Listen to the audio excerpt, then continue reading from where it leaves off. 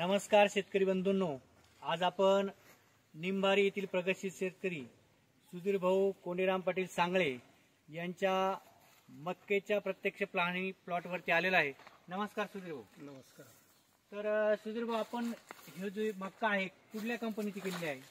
ही Aditya seeds red मका आहे। हा किती दिवसाचा प्लॉट आहे? साधारण 90 दिवसाचा प्लॉट आहे। 90 दिवसाचा प्लॉट। तर हा तुम्ही जी लागवड केली ही किती फुटी सरी आहे? ही 2.25 फूट सरी आहे आणि 6 इंचावर टोकन यंत्राने लागवड केलेली आहे। किती बॅग लागवड केली? 2 बॅग आहे। विशिष्ट प्रकारचे तुम्हाला काय जाणवलं या मक्क्यामध्ये? मक्याची उंची साधारण 12 फूट उंची आहे आणि डोकरापासून काही त्रास नाही। शेतकरी बंधूंनो, या ठिकाणी तुम्ही प्रत्यक्ष बघू शकता। हा जो टेप आहे तर साधारणतः 12.5 फूट हाईट या ठिकाणी या झाडाचे आहे। तर अतिशय छान व्यवस्थापन सुधीर भाऊंनी या मक्याच्या प्लॉटचं केलेलं आहे आणि विशिष्ट म्हणजे या मक्याच्या प्लॉटला हिंस्र प्राणी डुक्कर लागलेले नाही, त्यामुळे नुकसान सुद्धा झाले नाही। तर साधारणतः सुधीर भाऊ, या 2 बॅग जे केलेले आहेत तर मूर घास किती निघू शकतो अंदाजे टनामध्ये किंवा बॅगामध्ये? आता ते नेमकं साधारणतः एक बॅगला जरी म्हटलं तरी 7 ते 8 टन निश्चितपणे उत्पन्न सुधीर भाऊ या ठिकाणी मिळणार आहे। तर या ठिकाणी आदित्य सीड कंपनीचे सोनन साहेब या ठिकाणी आलेले आणि त्यांच्यासोबत बनकर साहेब पण आहे।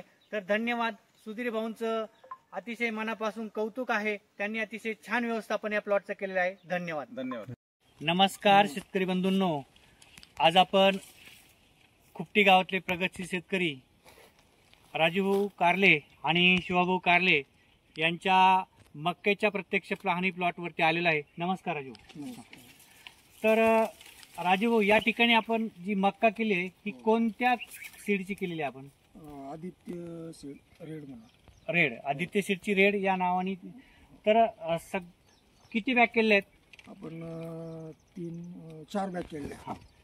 तर प्रकर्षाने ही मक्का गेल्या वर्षी किती वर्षापासून आपल्याला अनुभव आहे?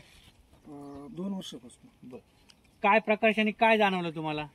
त्याचं जाणवलं एक का फक्त आहे ना, डुकरापासून तकलीफ नाही, डुकराचा प्रादुर्भाव कमी हो, आणि डुकर येतात चक्कर मारून जातात पण खात नाही, नुकसान कमी करतात।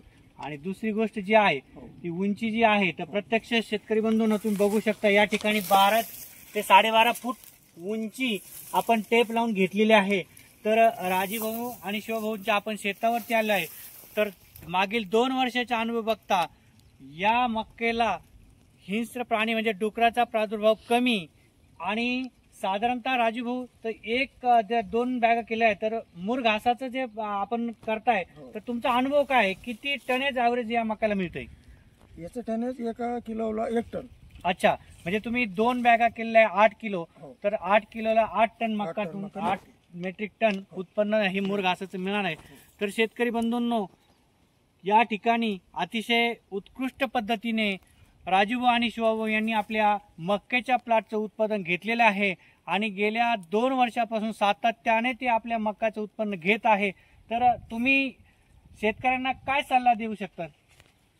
शेतकऱ्यांना सल्ला एकच देणार का मार्केटमध्ये भरपूर बियाणं आहे पण ह्या दर्जाचं बियाणं मिळत नाही। त्याचं कारण असं आहे, आपण घेऊन येऊन आपल्या शेतात जर टाकलं तर त्याचं आहे ना डुकरापासून नुकसान होतं। पण रेड असे आहे का ते लागवडीपासून तर कळ्यापर्यंत मूर घासापर्यंत डुकर येत नाही आणि खात नाही, नुकसानही काहीच नाही। तर शेतकरी बंधूंनो, प्रत्यक्षात तुम्ही प्लॉट बघू शकता। तर साधारणतः 12.5 ते 13 फूट हाईट आणि अतिशय उत्तम दर्जाचं कणीस आणि मजबूत ताट या ठिकाणी आपल्याला बघायला मिळेल।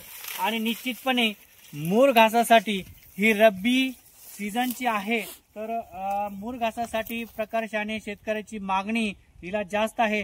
तर प्रत्येक शेतकऱ्यांनी येणाऱ्या सीझनमध्ये रब्बी हंगामात या रेड मक्याचं उत्पन्न घेऊन आपल्या पशुधनासाठी उत्तम चारा उपलब्ध करावा.